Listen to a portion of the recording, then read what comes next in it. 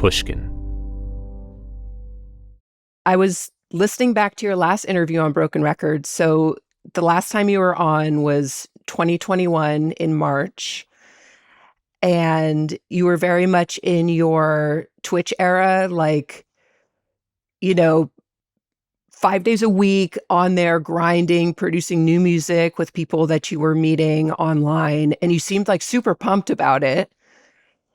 So how did that transition into Linkin Park, finding Emily, and the band starting up again? Like, where do I even start? So I was doing, after 2020, I was doing Twitch live streams here, actually on this setup, and I made songs with the fans. They would throw ideas out. I'd make tracks out of their ideas, and yeah, I did some fun stuff there.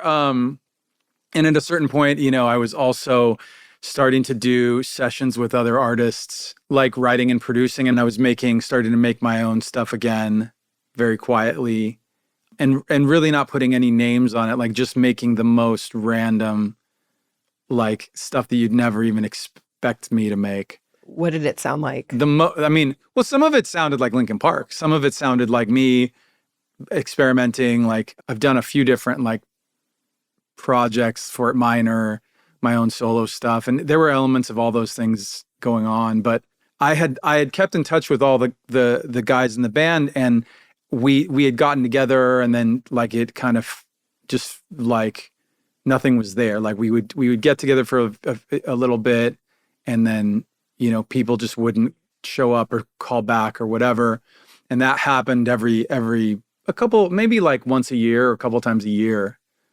And sometime around, I'm going to guess it was like 2023, I started really talking to Joe and Dave. Like that, I could tell that they were really ready to do something. And I was as well. So when you all made the decision to come back together, was it more just to kind of see what happens? Or was it like, all right, we're going to do an album, we're reuniting, we're getting a new singer, we're going to go on tour? Was it like a whole grand plan? Yeah, it was the opposite of that. It was the opposite of that. Because we were like, we really wanted to take the like pressure. It's so much pressure to start Linkin Park again. Totally. That's a very big idea.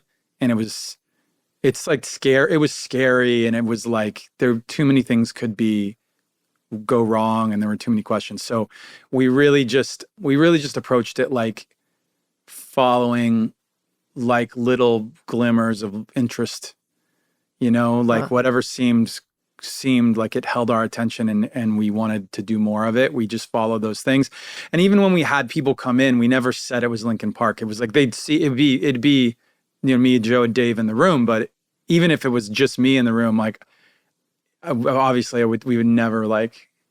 I say obviously because it's like if it's just me, then the question is less of an elephant in the room. But if it's three of us, it's more of an elephant in the room. Like, is this a Linkin Park session? So when we first started, it was like that. We would just kind of get together with people and mess around. And again, like some of the stuff kind of like to somebody else's ear, maybe it sounded like it could be a Linkin Park song, but definitely to ours, we were kind of exploring different, aesthetic or a different like creative path. And then slowly, like we started to, like we had met Emily. I had met Emily like back in like almost like 2018, 19, I think it was. And just kept in touch. She was going to do another Dead Sarah record. She did that.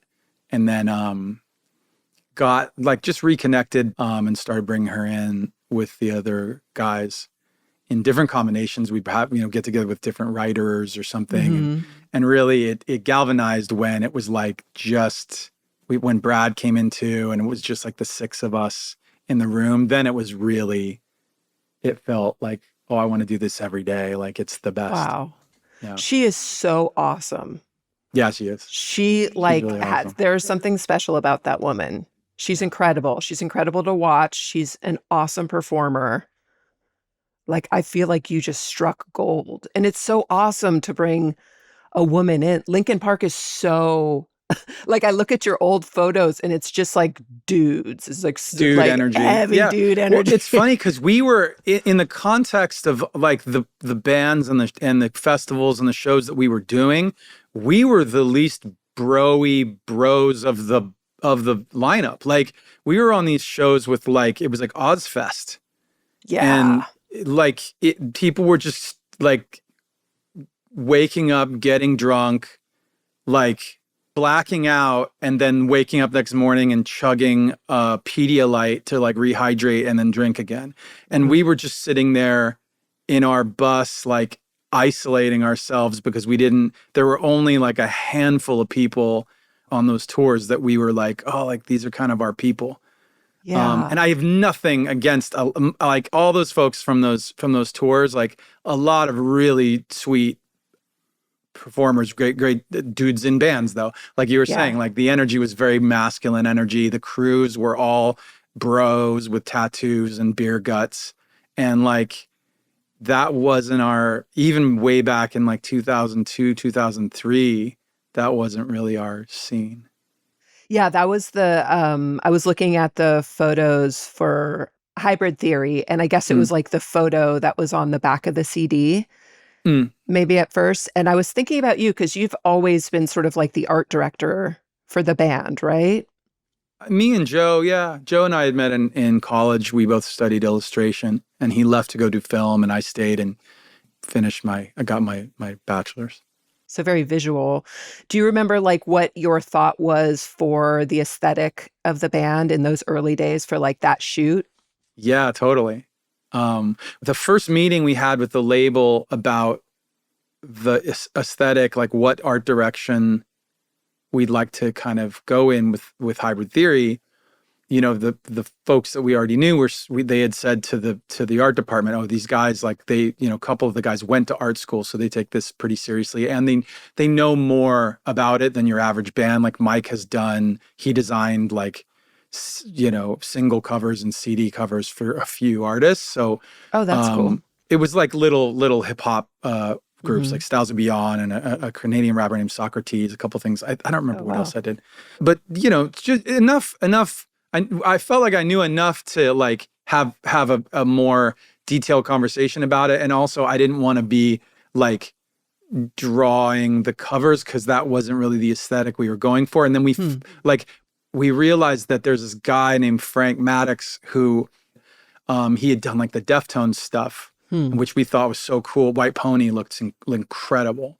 So we started meeting with Frank, and one of the things we all bonded on super early was like this new thing that was going on called street art, is what there was basically like an elevated version of graffiti, but like a lot of illustrators and people with that kind of talent were moving into the graffiti world, and you had characters like Banksy showing up. Yeah, and like Nobody a knew who Shepherd Banksy. Fairy, maybe. Yeah, exactly. And Obey stickers were actually on at the time MTV. Like they were showing up in the background of things on MTV, and I don't even know if MTV knew that was happening, but people like us, we were like, oh my God, Shepherd's everywhere. This Obey thing is so cool. Yeah. And so that was our inspiration. I mean, we really bonded over that, among other things. Very cool. And then thinking about, I mean, I've seen a lot of people say that From Zero is sort of maybe in ways referencing Hybrid Theory. And I want to ask you about the name, like From Zero. Is that a reference at all? Obviously, it's maybe starting over. Yeah, so that's one meaning. Is it also Zero, your first band? Yeah, so the people, I feel like usually people who are like, oh yeah, it sounds like Hybrid Theory, 99% of those people don't realize that we were called Zero before we were Hybrid Theory, and that Zero that sounded like Hybrid Theory. Like Hybrid Theory was Zero. So when we started the band, we you know, it was XERO was the name of the band. And it was like just a very like uncooked, not quite developed version of what it became. You know, we were still figuring out the sound, and especially early on, we just didn't have the gear. Like we didn't have the stuff that we would need to make the things that we wanted to make. The very first deal we ever signed was a publishing deal. And we knew at that time that like signing a publishing deal so early was probably financially a terrible idea, but we also didn't take the band so seriously yet. Like we were just like, well, I'm just as happy like going back to my day job, like and playing music on the weekends. Like I'm doing this because it's fun and because I like the stuff we're making. So if we sign this publishing deal, we can all buy new gear and actually make the stuff we want to make. And so we bought, a new sampler, we bought a new guitar cabinet, new guitar, new bass, new drums, and for the first time we had Pro Tools on a computer at home. And I was the Pro Tools guy.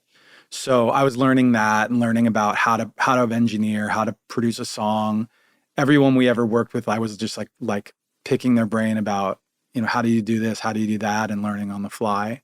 I was going to say, because that's pre-YouTube tutorials, so it's not like you could just search you had to get the info from somebody who was doing it. I mean, I wasn't in a position to intern. I had bills to pay, and our band was starting to have like real fans maybe by the dozens at that point. I don't think by the hundreds at that point. But yeah, we were called Zero. And so when fast forward to 2024, when we were making this album, it was funny because the band, we were making the band, at the same time that we were making the album. Like the band was coming into focus while the music was coming into focus. And so we were learning about like different things that our new lineup could do. There were like combinations of different people in the band that when you put us together and they played a certain way, it sounded new and interesting. And so for that, that was one of the reasons why we gravitated towards the name, because it did feel like a restart and a return to some of the things that we really loved in the beginning. Were you hesitant at all to bring a woman in since, I don't know. I mean, it's a big change, but it's not a big deal. But for some people, it may be a big deal. Like, how hard did you think about that? It was funny because I didn't mention it to any of my friends. Like I didn't want anyone to know that that's what we were considering really. And I started to notice every time somebody would talk about a band that had a female singer, I started to notice the way they would talk about them. And in particular, the thing that I noticed more that people won't say in an interview or on Twitter or Instagram, whatever, what they won't say is that it's that whole thing about when a woman who's in that kind of a position like asserts herself. You see it in corporate culture too. She asserts herself, she's bitchy all of a sudden. Like they call her, they characterize her a certain way. And so when we started like thinking about Emily, I was noticing that and she has a very, she like sails back and forth between like very low key and like go with the flow, and then right into like very confident, like badass who knows what she's doing. And I think that was one of the things that we really enjoyed as we were starting to get to know each other. It's like, oh, she's always that, whatever that ebb and flow is of when she wants to be in the front seat and when she wants in the back seat and when she like has an opinion, but she doesn't want to be forceful. It's like it locks right in with our energy too. It's a lot of people to lock in with, like, dude, because 6 is a lot. Yeah, it's a lot of ways that can go wrong. There are bands with 3 people and they can't get along. Oh my gosh. We got twice as many. Yes. What did your wife say, or just people close to you when you're like, all right, we're doing this again, it's starting up? It was it came about very slowly and gradually, like many months. That's many months. So it wasn't like we're not snap decision kind of folks. Yeah. That's to our, benefit and our detriment. Like, I think people know that about us. So sometimes we take time with things. And this was definitely a thing we wanted to take so much time with. Yeah. And yeah, it was just like, getting in the room, talking. And then we'd end up like working on something. Some days we work on stuff and just like, forget what we were there for. We'd just be talking and talking and talking and be like, oh my God, we've been sitting here just like hanging out for 4 hours. Like, that's we really awesome. Ought to like work on a song. It's also What kind of like coming out song? of the pandemic and people have been isolated for so long. Like I remember those early days conversations where you're like, "Oh wow, I could be Yeah, in the I same mean, room with definitely. I somebody." think that was definitely it too. But we, we had such a good. We really enjoyed the process of making this album, and not every album that we've made like is that way. I think notoriously like Hybrid Theory was like painful to make. Minutes to Midnight, our third album, was also pretty painful to make. It was Hybrid Theory because it was short, fast, and everybody was like fighting against us on everything. And Minutes to Midnight was tough because it was very, very slow and long, and like Yeah. 18 months and 150 demos and us tearing our hair out trying to like reinvent our band. And so since we Right. had those experiences, I think we were able to like harness the best outlook. Like it was like we knew how to do a difficult thing and not be miserable doing it. Yeah. Does that make sense? So we did this Yeah. very, very difficult thing, but we enjoyed every minute. Speaking of difficult things, when I was researching you and just watching interviews with you and just thinking about you in this band and your history and your career, you so could have easily just like rode off into the sunset, enjoyed your success, Hmm. but I feel like you're not scared to do difficult things, and reinventing the band in a way is like super, super hard, but maybe that's when you work best, when your back is against the wall and people are doubting you. Yeah, I think that one of the things that really drove us is the idea that if we had just like hung it up and said, okay, that was a good run and call it quits, that is such a like a shitty way to end for a band to end or stop making new music. That is like an awful story. Like no one wants to read that book. And instead to be able to say like, and then the guys dusted themselves off Yeah. and got up again. Like that to me is exactly the book I want to read. Like that's the thing Yeah. that's the hardest to do and the most intimidating, the most challenging, the most that could go wrong, Yes. honestly. And for ourselves and for our kids, for our Yes. fans, like to do it and say, yeah, we took huge risks on this. Like there's so much about the new music, the new lineup and everything else that is, I mean, before we even like before anybody knew anything, we were like, okay, here's a laundry list of the things that people are not going to like. Oh, what was that? All of the things that Not to focus on the all of the negative. things that they ended up not liking, like Oh, all the things that anybody on the internet argued about and continues to argue about our band. If anyone thinks that we didn't think of those things, they're crazy. Like we live and breathe this band. We thought of all those yeah. things. And okay, is that okay? That's going to be okay, right? Like they're gonna like the open mouth breather, neck beard, misogynist metal fan who loved our band, who loved our first two records and hasn't listened to the band since, but like thinks he's a Linkin Park fan. He's gonna hate this band and like be vocal about it. So that's okay. Like great, because Yeah. that person's gonna get replaced by ostensibly like a 15-year-old girl who's Yeah. like, I've never been into like loud music before and I want to learn to play guitar now. And Totally. that is, I mean, I love that. I love that too. How did you think about the art direction of the of From Zero? Do you think about like, are you granular down to like how everybody is dressing, or can everybody just wear whatever they want? The former. I'm granular. I'm granular down to font kerning. Uh-huh. I get down into like, I don't like the shade of color that's underneath this body of text, and we need to, Yeah. can you change it? Like even the photos and stuff. I was Yes. like the colors that we were wearing got like shifted a bit in the photo, and like I want to change up the colors to pull out more of that palette.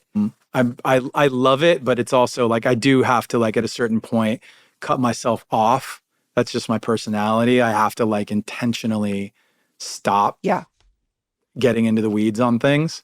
I love the art that we make for our albums and for our merchandise and stuff. Joe and Frank and I like get, we get so excited to do it and get in the weeds on how to make it. Like our DMs, our texts, our Pinterest boards or whatever are chaotic, but like very full of energy and full of life. So when you're bringing in a new lead singer, you also, since you're so visual, you also have to like their look. Yeah. So that makes it even harder. You could find someone who sounds incredible, who's incredible songwriter. Right. But they have to have a look. Like she has such an awesome look. Yeah. Fortunate. It was very fortunate that we didn't have to worry about that with her. Yeah. Like I feel my like favorite thing actually, my favorite thing about that part of our band dynamic now is that when we're making a female item for like our web store, then I can just like shoot the things to Em and be like, hey, do you like this? Would you wear this? Or like we sent her a bunch of blanks of t-shirts and fits and whatever. And she's like, yeah, these four are the good ones and the other ones that I would never wear. And so we get to have her input on those things. Yeah. It's funny because we didn't acknowledge that when I was talking about like the attention to detail. Different people in the band have that for different things. Mm-hmm. Emily and Colin are very easygoing, and they haven't really. I think they have this tendency to like to be easygoing, but we keep pulling them in and be like, no, like we want your opinion on these things.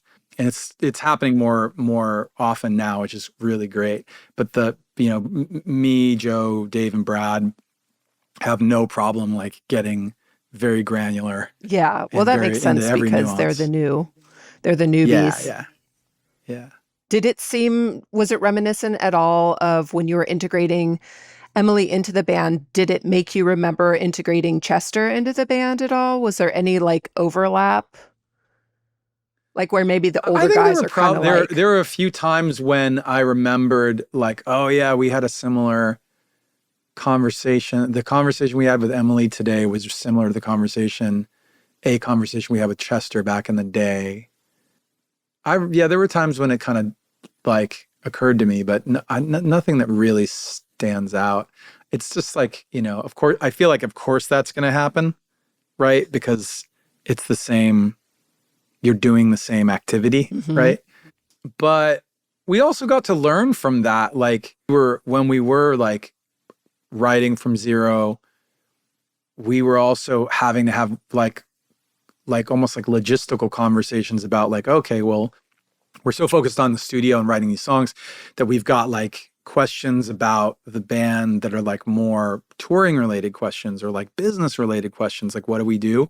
How do we handle this? And we needed to like talk more regularly and get on Zooms and do that part of the thing. And like with any group of like brothers, like you get into some bad habits in terms of like communication style or like ways that you think about it. Like Dave, for example, he was funny because he was just like, he told us, I have this like mental block. I hear band meeting and I immediately go, ugh, right? Like he's like, and it's not your fault. It's not that I don't like hanging out and talking about our band. It's that when we do a quote unquote meeting, like you're going to go in and you're going to talk about good stuff and bad stuff and hard things and whatever. And it's stressful. And he's like, my brain is just like put that in this like negative bucket and I need to like figure it out. So we actually went in and we all had versions of that. So we all like had to like do some like reflection and look at like, okay, well, what would make it more enjoyable to like get on a Zoom, call it a band chat, not a band meeting. Maybe, Do you guys have you done any sort of like therapy together or gone on a retreat or anything like that? I've heard about, obviously Metallica did the doc about it, but like I've heard Pearl Jam goes on retreats together to work on communication. I don't know if we have a problem with authority or something, but that type of thing, we've brushed up against it, and it hasn't worked well for us because we just feel like the person, if there's a mediator, that they don't know us at all. Yeah.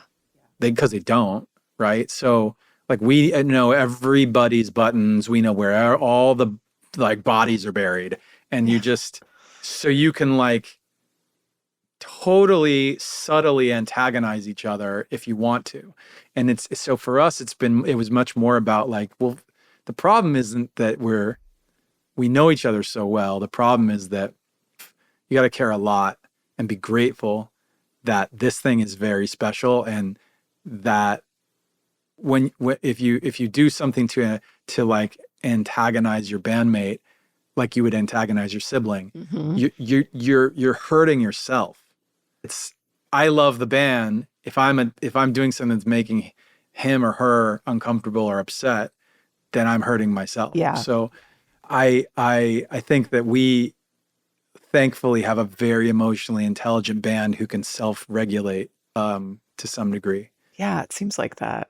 And as someone who's been on the receiving end of hate for, decades, not all hate, but there's been, people have critical opinions. Do you find that you're less likely to do the same for other bands? Or like, do you get involved in conversations online for artists that you love? And do you ever have critical opinions? I mean, I don't like to get down in the dirt with people on stuff. Online arguments are like probably the biggest waste of time I can think of. So that's really not my cup of tea. Everybody who reaches a lot of listeners reaches also a lot of haters. Like you can't have one and not the other. And so like for us, when we first did our launch show, that surprise show that we live streamed, I was kind of like struggling to find like, okay, how did it get received? Because you can't go into the chaos of social media and expect to hear the actual truth. I know that the people there were having an incredible time, but also like they were really, really happy. They were crying. Yeah. And they were emotional. And also it's like, it's a huge change, right? There's a lot to process. And so they were like processing in real time, and then they went online and they were processing out loud and getting together with everybody else who was doing the same. And it wasn't until we started getting actual numbers, like data. And I was like, oh, this is amazing for my like brain, because I can say, actually this many people are listening to it, and people actually do like it. How did you guys know in the beginning with Hybrid Theory that it was catching on, that it was actually working? I mean, there was sound scans, so you could see how many units you were selling. Yeah. But you don't get that you don't get the internet response, which is hard to measure probably anyways. Better. I hate the like peanut gallery of social media. It's like I really don't participate. I mean, my Twitter now is like, I don't like that platform. I don't like how people act on it. I rarely go on it. I prefer Instagram. I like TikTok, but I don't actually post much on it because I don't feel like compelled to. It doesn't feel like the place for me to post very much, but I do like look at it. But yeah, it's like, when we were getting started, like you didn't have those things, so you weren't mired in the like the chaos of people's opinions. And by the way, not real opinions. You're just only getting their snap judgments. Yes. And like whatever they can fit into the shortest little like couple sentences. So we didn't have that. We had like going out and playing shows, being on the road, like meeting people in person. Oh, this show had, we had 100 fans. This show we had 150 fans. This show we had 300 fans. Like we could tell from people showing up that it was working. Yeah.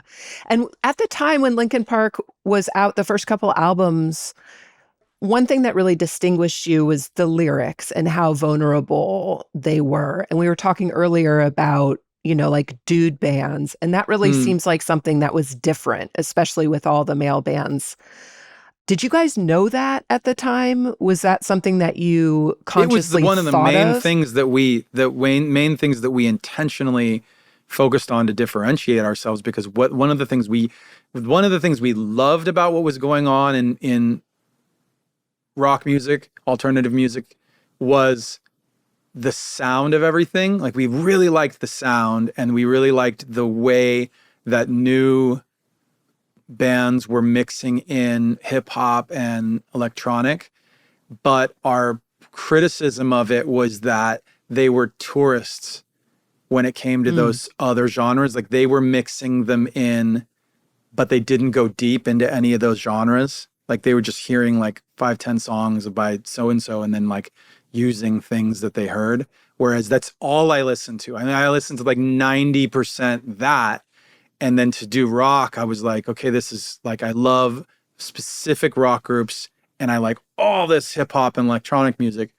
So one thing that was a thing. And then when it came to, as you were talking about, like the lyrics, one thing that we really didn't like about a lot of the bands that were coming out is that everything felt like a frat party. It was just yeah. like this like belligerent, drunk, misogynistic, I'm going to kick your ass. Everything was, I'm going to kick your ass. Yeah. And we were just like, the least I'm going to kick your ass group of guys.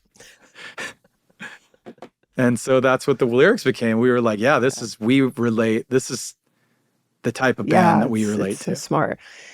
I heard you also say that in the early days that instead of just like going out and playing tons of shows, you guys sort of laid low and just practiced and really We figured wrote, out. because the idea was that all of the baby bands in our, like, in that LA area, they were out playing as much as they could because they loved playing, but they were out Yeah. playing like covers, or they were out playing crappy songs that they had just thrown together that week, and they'd play every week or 2 weeks. We would play every few months. Like, we Mhm. would rarely play because we'd spend all that time making new songs. And then when we played, we got to play a whole bunch of new songs that we put a ton of effort into. Mhm. And I think that's certainly one of the cornerstones of what we do. Like, we spend a lot more time crafting a song than a lot of folks. In fact, earlier we were talking about when I was doing sessions with other younger artists. First thing I noticed is they don't spend enough time on their songs. They think that, like, they write a song in an afternoon, and they think that going back to it like the next day or the next week and working on it another day is like, oh, this is really, like, we really put the work in. Yeah. Like, I have songs that have been in some version of like conceptualization, like they're foggy ideas of songs. I have ones that are like 10 years old. Like, it's not even close. I've tried, like, Breaking the Habit was notoriously a song that Mm. I had written I tried to write that song a bunch of different times. And the one that made the album was when I sat down and it poured out of me in like an hour and a half. I was like, oh, wow, that's the way this song is supposed to go. And it was, from there, then we crafted and crafted and crafted it over weeks. Sometimes a great song does just come out very quickly, but you're lucky if it does. Like, I feel like most of the time you got to know that something's inside. It's like sculpture. Yes. Like, you got a big old piece of granite, and you got to like get inside there and have a vision for what's in there. What's the secret that it's like holding? Can you remember in your career overall any significant musical breakthroughs you've had? Like a moment where maybe something that wasn't working all of a sudden worked, or you figured something out and it just sort of like opened up an entire new door or direction for you? I mean, I feel like it happens. That's like the thing that always brings me back to making songs and albums, is that thing. Like, I'm always chasing that thing, because that the moment when you go, oh, I figured out something new, or I messed around and achieved a thing, like landed on a sound or a song or a lyric or a melody or something that is special. Did you always come up with all the melodies for the band, or No, was no, that? no, not all of them. I sit in the driver's seat in a, like, I didn't even know it was called it was called producing until we worked with Rick. Rick was like, "Oh, you're like the producer in the band." And I was like, "I am." That's when I started, like, asking for a producer. Everybody was like, "Yeah, of course." I don't know why I was not aware of that's what it was. And of course it's Yeah. different, like different genres of music have different definitions of what a producer is. I'm a Yes. producer in the more traditional, like, pop or rock sense, where I Right. like to, like, it's almost like a curation and a direction thing. And I'm trying to, like, pull all the best stuff from the whole band and group of people working and, like, get it into the song in the most exciting and effective way. So yeah, so when I do have, like, sometimes I'll come in with a lot of a song and it's like 80% there, and other times I come in with nothing, and I just have, like, the other day I sat down with Colin and I got together and we were just screwing around, making something, and all I had that I walked in with was, hey, I list like these three songs came up on my phone and on shuffle today, and I noticed that they had something in common. Like, let's Hmm. start there. Let's work on the thing that is in common in these three songs. And the thing that was in common was, like, it had a verse that was quiet and then loud and then quiet and then Hmm. loud, and it worked. Like, it's not, any more specific than that. It's very, Yeah. like, it's barely enough to say, let's write a song like this. Yeah. If you had to make a playlist, and you don't have to answer this if you think it's stupid, but if you had to make a playlist of Linkin Park's, maybe not best songs, but Mm, songs for someone who didn't know the band at all, like if it's an alien and mm. you have to present a playlist or a group of, like, 5 songs, what would you share? Well, I've done this before. Like, I've been asked to, like, curate our, you know, oh, it's going to be on this, radio station, or it's going to be on this playlist for this thing. And I'd say in general, like, some of the ones that I'm really proud of that I think really sum up the band are, like, most fans know that I love Waiting for the End off of A Thousand Suns. Paper Cut was first song on Hybrid Theory for a reason. We knew that one had, like, that was the best signature Linkin Park. Like, it has all of the hallmarks of everything that we did and we're going to do for a while. There's a reason that people like In the End and Numb Yeah. and What I've Done. Like, those are ones that I think, when they weren't finished yet, like when we were making them, I remembered coming up with the piano and the verse and the chorus melody for In the End and playing it for our drummer Rob at the time, and he was like, he showed up at the rehearsal studio for a practice, and I had slept there overnight, just trying to, like, it was like a so I guess the story is there's like I basically created like a sensory deprivation chamber. Like, it's this windowless place with, like, a horrible couch and, like, just disgusting. And I just sat in there and wrote until I didn't even know what time it was. And the thing that came out of it that was the most exciting was In the End. And he was like, this is the most special song. He's like, that we've got, like, I've been literally dreaming of a song like this for our album. Wow.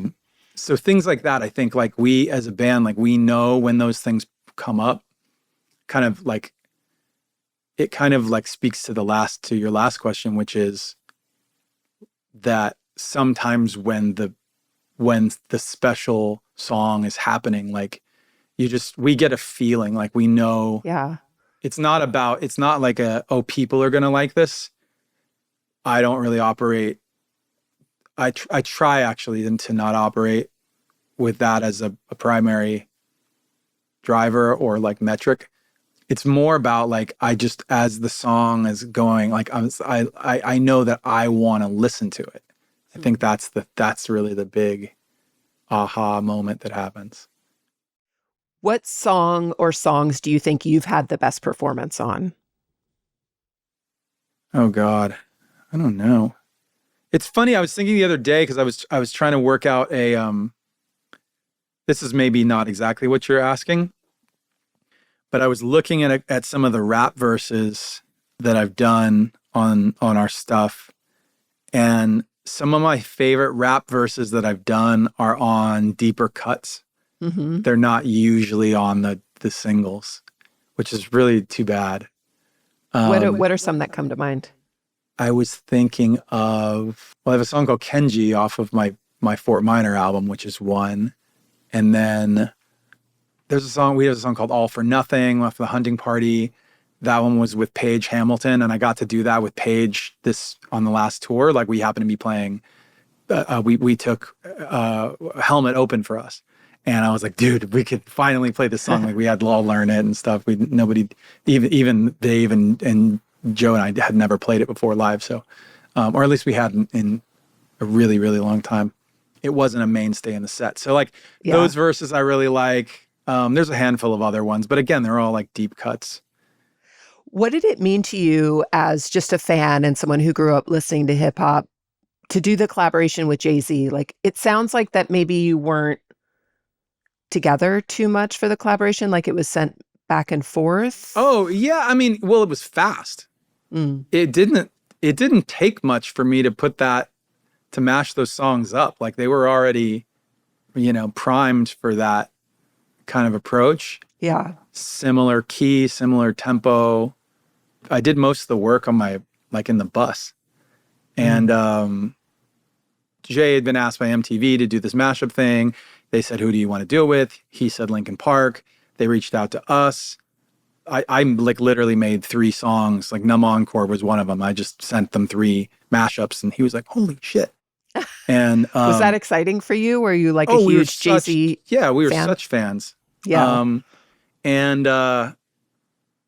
I like got together once we got off the road and he was available. We got together at a studio at a studio that we always worked at, and spent.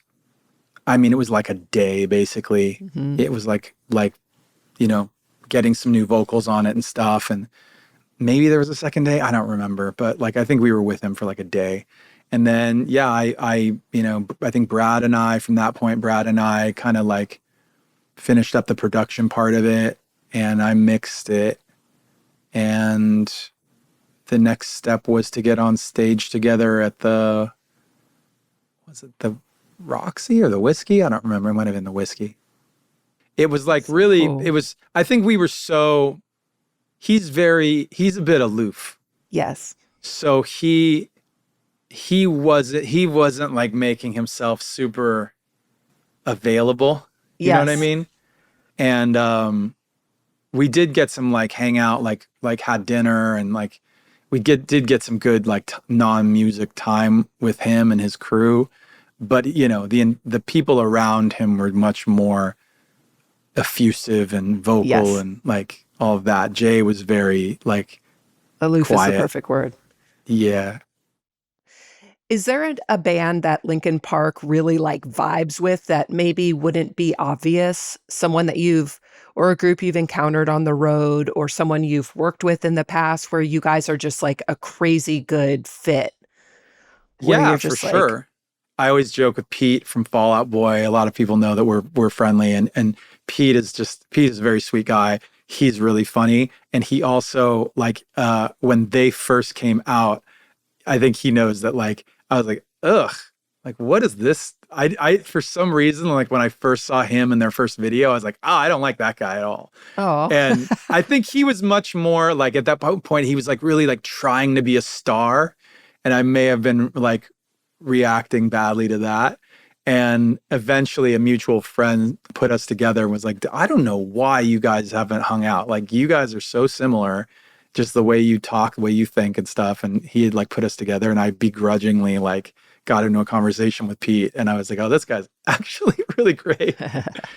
Yeah, I mean, but there's tons. I mean, there's so many people the band like gets along with. I know Dave spends a bunch of time with like Mike and Trey from Green Day. And oh, cool. I was telling somebody the other day, one of my kids' friends is like obsessed with My Chemical Romance, and I was like, you don't even know, like they're like Gerard in particular is like one of the sweetest guys in the world. And that tour we did with that band is like to this day my favorite tour that we've done, because we had such a strong, like, friendly competition with them. They were direct support. They played right before us and played so well and so hard every single night that they gave us a run for our money. Like, we had to play better because they were playing so well. Did you guys actually talk about it, or was it just like all the time? All the time. I would like shit talk? Gerard and I would see each other on like backstage or whatever, and we'd be like, dude, I think you got us last night. That was a good one.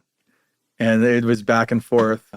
And he met his wife on that tour as well. So that we were like, I was seeing him less because he was hanging out with Lindsay. Falling in love. So what's the latest? What's next? I know we're almost at time. What's like right now for Linkin Park? What are you guys focusing on? I mean, I think the most important thing is like we're in the midst of putting out a few new songs. So we have a deluxe version of From Zero out now. And yeah, it's going to have 3 new songs. We've debuted Awesome. one of them. It's called Up From the Bottom. We love the song. And the other 2 we love just as much, if not more.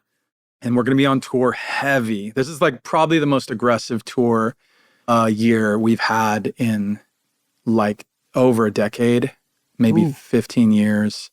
It's a lot of shows. And the US in particular, we made a point to like play a bunch of markets that we haven't hit in forever, or we wouldn't usually get around to go to. So we're super excited about that. Going to hit Europe after that and come back and play more shows in the US and then go to Latin America. How do you prepare for that personally? Like just as far as taking care of yourself? It's that like, very much like pacing yourself. It's a marathon, not a sprint. Like you gotta, pay attention to the fact that it's like, we have months and months of shows coming up.